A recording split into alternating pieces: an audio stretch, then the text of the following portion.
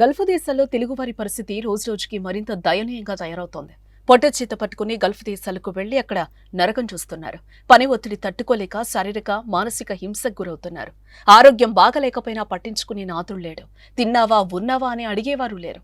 ఇటీవల ఒకరి తర్వాత ఒకరు తమ బాధను, ఆవేదనను వీడియో మెసేజ్ ద్వారా లోకానికి తెలియజేస్తున్నారు.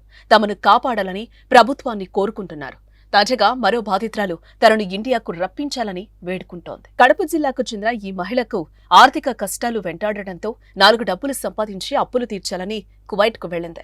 ఏజెంట్ను నమ్మి అక్కడ అడుగుపెట్టింది. కానీ అక్కడికెళ్లాక పరిస్థితులు మారిపోయినట్టు ఆమె తెలిపింది. ఏజెంట్ తనకు చెప్పిన పని కాకుండా వేరే పనిలో పెట్టారని, రోజు 2-3 బిల్డింగ్లు ఎక్కి దిగలేక నానా ఇబ్బందులు పడుతున్నానని ఆవేదన వ్యక్తం చేస్తుంది. తన ఆరోగ్యం బాగలేదని కన్నీళ్లు పెట్టుకుంది.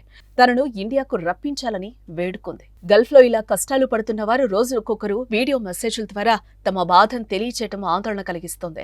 ఇప్పటికే నారా లోకేష్ ద్వారా శివ, వీరేంద్ర ఇండియాకు చేరుకున్నారు. ఏపీకి చెందిన మామిడి దుర్గ ఒమన్ దేశం వెళ్లి అక్కడ అవస్థలు పడుతూ ఉండడంతో ఆమెకు కూడా ఇండియాకు తీసుకొస్తానని లోకేష్ మాటిచ్చారు. తాజాగా కడపకు చెందిన ఈ మహిళను కూడా లోకేష్ ఆదుకుని స్వదేశానికి తీసుకొచ్చే విధంగా ప్రయత్నిస్తారని ఆశిద్దాం.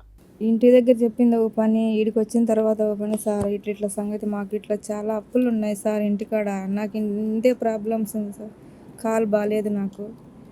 ఇంటి దగ్గరేమో లేదు లక్ష్మి, అక్కడ పోయినాక ఇద్దరే మనుషులు అన్నాడు సార్. ఇక్కడ వస్తే కింద పైన 2 అంతస్తులు చేయాలి. మళ్ళీ నాకు ఇక్కడ వచ్చి ఎక్కి దిగే కొద్దీ కాలు నొప్పి ఎక్కువైపోయింది సార్. నాకు ఒకటే టార్చర్ సార్ ఆ ఇంట్లో. అందుకే బయటకు వచ్చేసిన. మళ్ళీ బయటకు వచ్చేసింటే మళ్ళీ ఇక్కడ కూడా వేరే వాళ్ళు అమ్మేయాలని చూసిండు సార్.